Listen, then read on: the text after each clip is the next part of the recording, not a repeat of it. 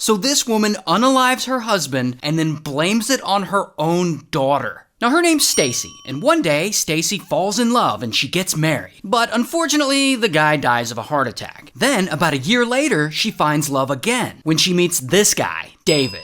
And eventually, Stacey and David get married. And things, I guess, are going well. Until they're not. Because one day, Stacey and David get into a horrible fight. Like, it's really bad. Like, the fight lasts 7 hours. That bad. And David gets so mad, he eventually locks himself in their bedroom with a bottle of alcohol. Because he doesn't want to see anyone. So Stacey and the kids, they all go stay elsewhere to let David cool off. And 3 days go by, and David is still locked in the bedroom. And Stacey hasn't heard from him, so she calls 911 to have them go over there and do a wellness check. Police communications, can I help you? My husband didn't show up to work this morning. I don't know what's going on. So police and paramedics, they go there and they knock, but there's no response, so they end up kicking the bedroom door down, and that is where they find David on the bed, unalived. And they also find an empty bottle of antifreeze under the bed. And they see a glass of it on the nightstand next to a bottle of alcohol. So it looks like David just unalived himself with some antifreeze. And Stacey confirms that, yeah, he had been depressed. And it's unfortunate, but it looks like it's an open and shut case of suicide.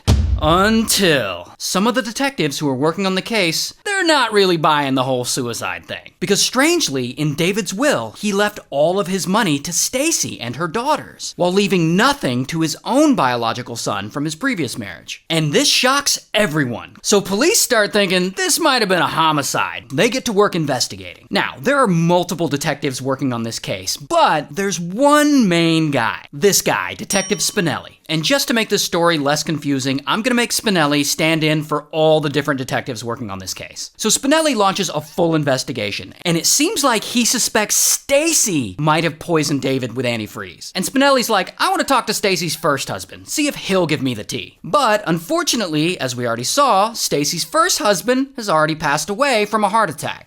Or did he? So Spinelli's like, all right, that's weird. And he petitions the court to get first husband's body exhumed. And it takes a while, like 2 years go by, but they finally grant him permission. And so they exhume the body, and when the autopsy report comes back, first husband's insides are loaded with crystals, which is a telltale sign of antifreeze poisoning. And Spinelli's like, I knew it! This bitch killed both her husbands with antifreeze! So they bring Stacey in for questioning, and Spinelli doesn't really get much out of her. But he's not giving up. He goes out and he finds Stacey's daughter, who had just started college. And we'll just call her Daughter.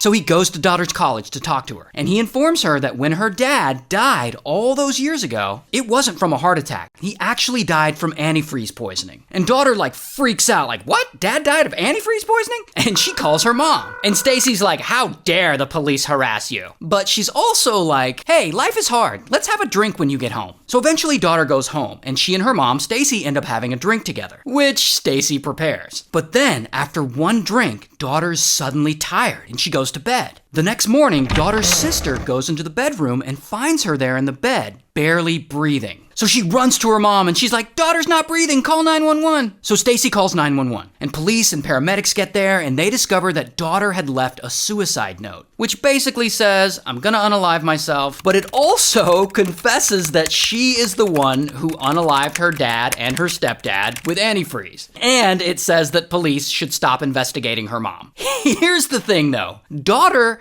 isn't quite dead yet, and paramedics get there with enough time to rush her to the hospital and save her. And they find that Daughter had also ingested antifreeze, but luckily she survives. And pretty much as soon as Daughter wakes up, Spinelli's there and he's like, oh, tell me more about your suicide note and why you unalived your father and your stepfather. And Daughter's like, what the fuck? I never tried to unalive myself or anyone else. And Spinelli shows her the suicide note and she's like, I didn't write that. Which makes sense, because Daughter has at least somewhat of a college education, and whoever wrote this note appears to be allergic to punctuation. Like there's not a single comma or period in it. Like it drives me nuts. Like grammar check your suicide notes, people. Come on. Anyway, here's what really happened. Back in the day, Stacey unalives her first husband with antifreeze. Then she gets remarried and unalives her second husband with antifreeze. And when police get too close, she then tries to unalive her own daughter with antifreeze, and then blame all the murders on her daughter by writing a fake suicide note. They also find Stacey's fingerprints on the glass of antifreeze next to David's bed, and they find multiple drafts of Daughter's suicide note on Stacey's computer. So police arrest her, here's her mugshot, they charge her with the murder of David and with the attempted murder of her daughter, but I guess they don't have have enough evidence to charge her with her first husband's murder. Regardless, she's convicted and sentenced to just over 51 years in prison. And about 7 years into her sentence, she dies of a heart attack. Womp womp. Shout out to New York.